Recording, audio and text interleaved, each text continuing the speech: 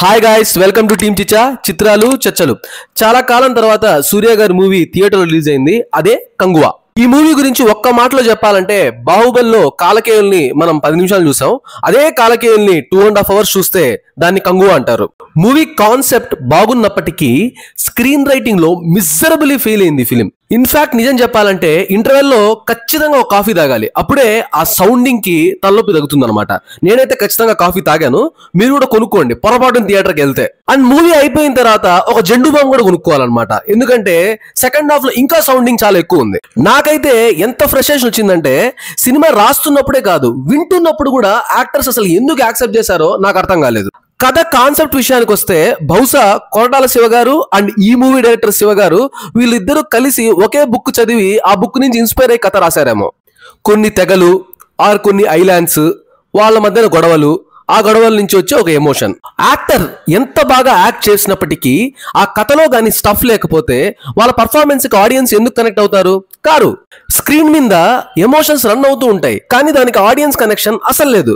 First 30 minutes of the film అయితే ఏదో run అవుతుంది, అసలు రీల్ నింపే యత్నం అంటారు కదా, అలా అనిపిస్తుంది. ఓకే, ఫ్లాష్ బ్యాక్ లోకి మూవీ ఎంటర్ అవుతుంది, ఆట వీకులు అనుకుంటాం. స్క్రీన్ మీద అసలు మనం చూసేది ఏది ఎంజాయ్ చేయాలి అనిపించదు, ఇబ్బందిగా అనిపిస్తుంది. ఇంకో మాటలో చెప్పాలంటే ఎబ్బెట్టుగా కూడా అనిపిస్తుంది. పొరపాటున ఇంటర్వెల్ తర్వాత ఏదైనా స్నాక్స్ తెచ్చుకుంటే స్క్రీన్ మీద వచ్చే విజువల్స్ కి అబ్బా అసలు తినాలని లేదు, పడేయాలి అనిపిస్తుంది. ఎందుకంటే తినలేవు, స్క్రీన్ మీద అలాంటి విజువల్స్ వస్తుంటాయి అన్నమాట. కాకులు వచ్చి మనిషిని తిండాలు, ఇట్లాంటివి. దీన్ని కథ రాయడం అనరు, పైత్యం అంటారు. దీన్ని ఒప్పుకోవడం కూడా అంతకంటే దారుణం అనమాట. ఇంత ఫ్రస్ట్రేషన్ ఎందుకు ఫీల్ అవుతున్నాను అంటే, I had lot of confidence in Surya garu. Surya గారు యాక్షన్ లో ఆయన్ని బీట్ చేయలేరు, ఆయన చాలా కష్టపడి యాక్ట్ చేస్తారు. బట్ కథలో, కథనంలో, స్క్రీన్ రైటింగ్ లో స్టఫ్ లేకపోతే ఎవరు మాత్రం ఏం చేస్తారు చెప్పండి. ఇంకా technical aspects of the film కి వస్తే, so pity for the editor. పాపం చాలాసార్లు సినిమా చూసింటాడు, కానీ ఎందుకు ఎడిట్ చేశారో ఆయనకి తెలియదు అనమాట. ఎడిటింగ్ అయితే పర్వాలేదు, బాగానే చేశారు. మ్యూజిక్ విషయానికి వస్తే డిఎస్పి గారి పాటలు బాగున్నాయి, బట్ బీజిఎం చాలా లౌడ్ గా అనిపిస్తుంది. ఎమోషనల్ సీన్స్ లో బీజిఎం బాగున్నప్పటికీ ఇట్స్ వెరీ లౌడ్ అనమాట. సీన్ లో స్టఫ్ లేకపోతే మ్యూజిక్ ఏం పెద్ద లేపలేదు.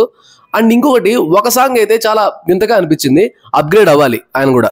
Camera work and VFX are fine, okay బాగుంది, ఎందుకంటే వాళ్ళ టెక్నికల్ ఆస్పెక్ట్స్ వరకు వాళ్ళు బాగానే చేశారు. ఈ మూవీలో ఒక వెజ్ పలావ్ రోల్ ఉంటుందన్నమాట, ఒక చిన్నపిల్లోడిది. వాడిని పిలిచిన ప్రతిసారి నాకైతే వెజ్ పలావ్ అనే అనిపించింది.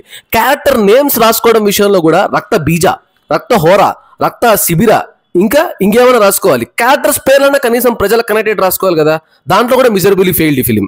చిచ్చా రేట్స్ కంగువా 1.5 out of 5. థియేటర్లో అయితే అవాయిడ్ చేయండి, అదే ఆరోగ్యానికి కూడా శ్రేయస్కరం. ఓటీటీలో ఇంకా తప్పదనుకుంటే చూడండి, ఏం చేయలేము అంతే. That's it. This film really disappointed us like anything. Overall గా Surya garu needs serious introspection on ఈ story selection, and director Siva garu he needs to improve a lot అనమాట. మా రివ్యూ కనుక మీకు నచ్చినట్టయితే లైక్ చేయండి, షేర్ చేయండి, సబ్స్క్రైబ్ చేయండి. Thank you for watching team చిచ్చా.